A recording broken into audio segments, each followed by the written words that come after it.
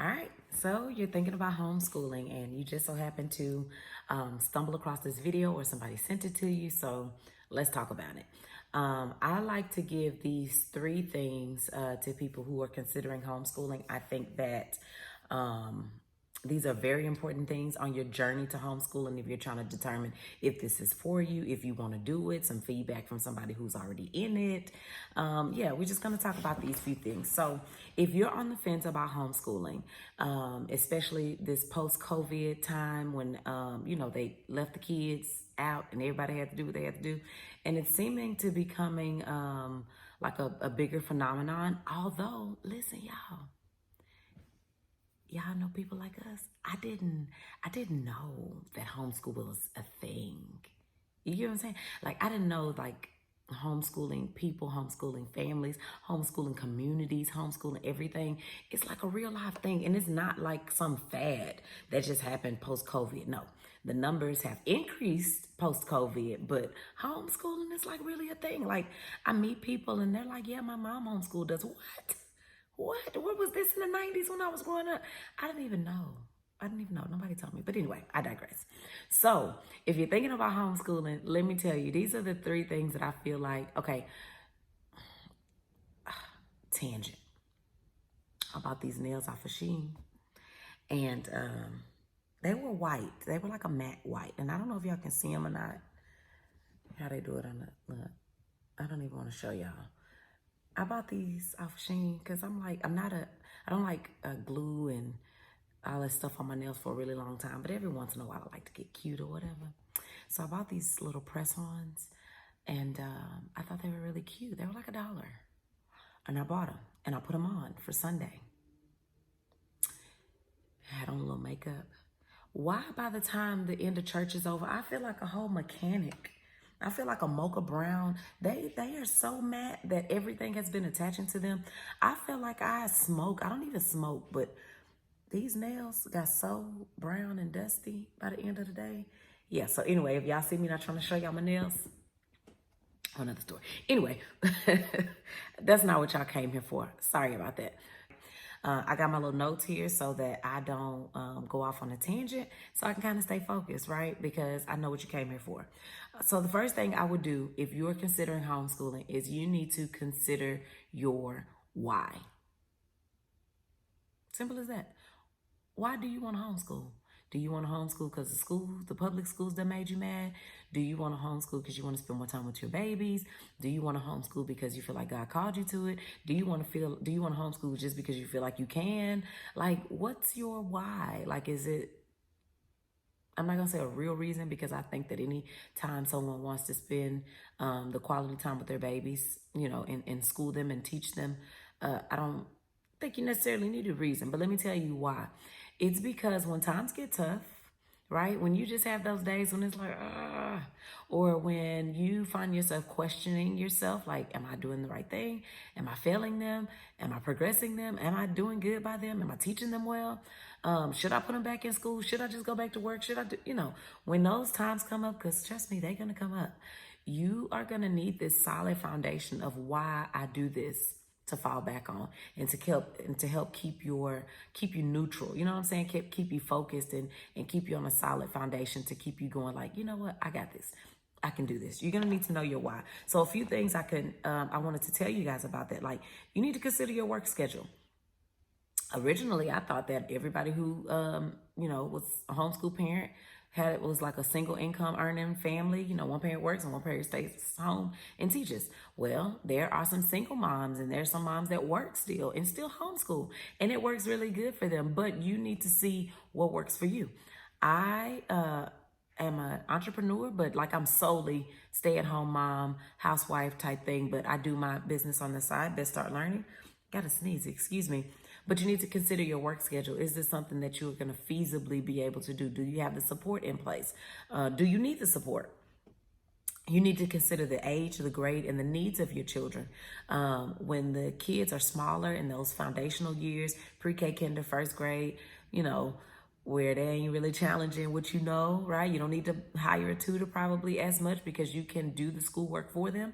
Or your kids older in high school, middle school, to where, you know, you need to do a little bit more digging as far as being able to teach them properly. Do you even want to school? You probably don't even want to. You want to do unschooling. You probably want to travel to work. Listen, you need to figure out like what you gonna do, right? You need to consider your temperament. I just assumed that everybody would want to do. Everybody don't want to homeschool. Everybody don't want to be with their kids all day, and that's okay. But you need to know if that's you or not. Consider your temperament. Multiple children, multiple age groups. Are they fussing? You know, do you have one child, and you could do with the quiet. Consider your temperaments and your threshold of what you're able to do, right? You may want to homeschool all day and be with your kids at home, or maybe you'll do a co-op, or maybe you'll send them to school or at a private place, or just do something different. Maybe you're doing school online. There's so many different ways to homeschool. But whatever it is, you need to go through all of these things and figure out why you want to do this, and if it's something that you really, really want to do. Don't withdraw your kids, and don't be talking about I'm homeschooling and you have not considered this. Trust me, you're going to do it now or later. So I'd rather you do it in the forefront, and all these things that I just mentioned, right? Worry about that. What you don't need to worry about is your expertise. Do not come into this homeschool community thinking, I need to be a professional. I need to be a certified teacher. I need to have some background. Listen, that's what my business is for. And that's what I believe. You are your child's best start. You have all the baby AI, technology, Google, YouTube.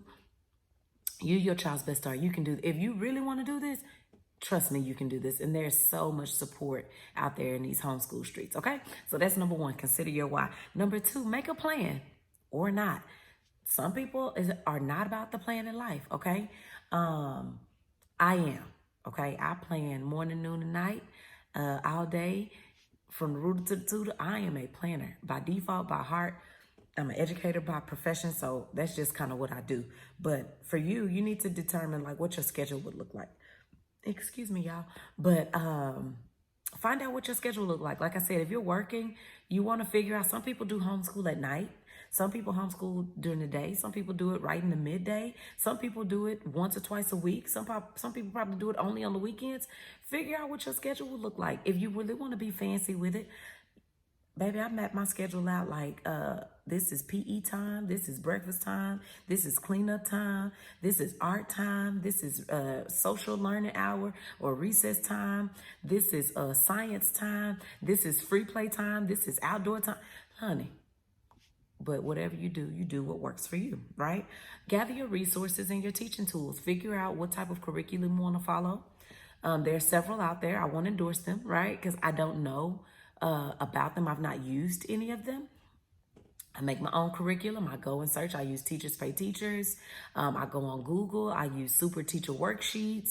I create my own. I use Canva. Okay.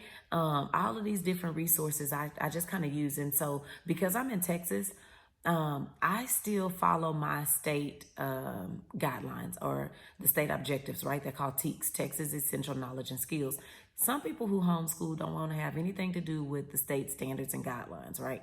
Well, I do, because I like to still have some type of format that just kind of keeps me on some type of plan, right? So although I probably don't follow them to the T, I do still use them as a guideline.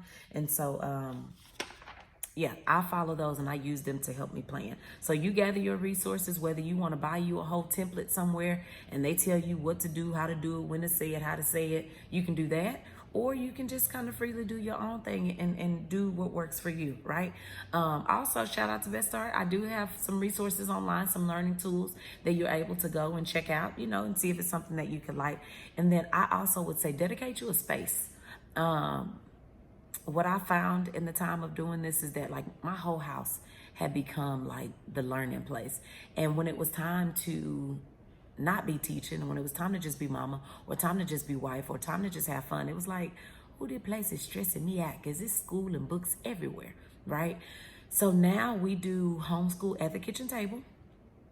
I bring my things to the island. We do really do a lot of homeschool outside these doors, right? Because my husband's a realtor. He works from home, so we try to leave this space kind of free for him. But if we are home, I do it at the kitchen table so that at the end of the day, I can just put those things away. I'm intentional about just clearing that space, put all learning things out the way, right? So that we can then just function just as a home and a family. So there's my little tidbit on that. Find you a space and don't let your whole house become like the homeschool house.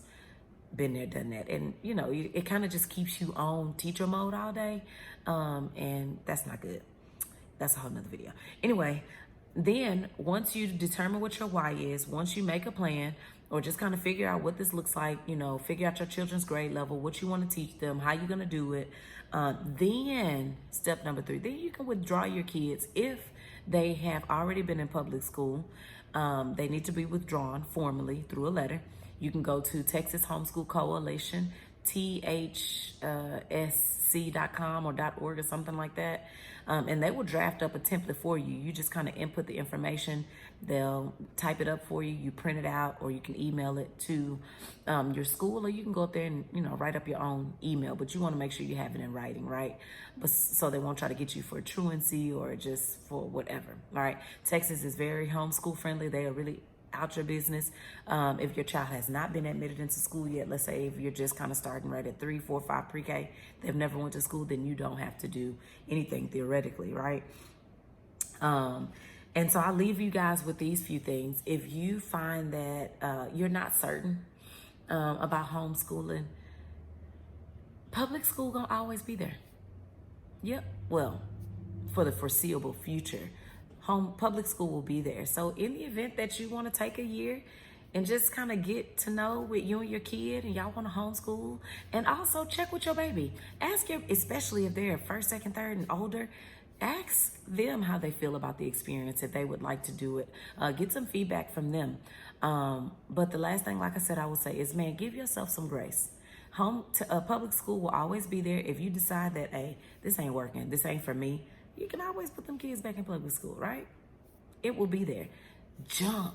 Go do it, man. You're going to love it here. I love it here. And then give yourself some grace, because you should have the freedom to change your mind. So whatever curriculum you start with, whatever schedule you start with, whatever budget you start with, whatever mindset you start with, just know it probably will change, right? But give your family the grace to be able to do that. So happy homeschooling. I'll see you guys later. Goodbye.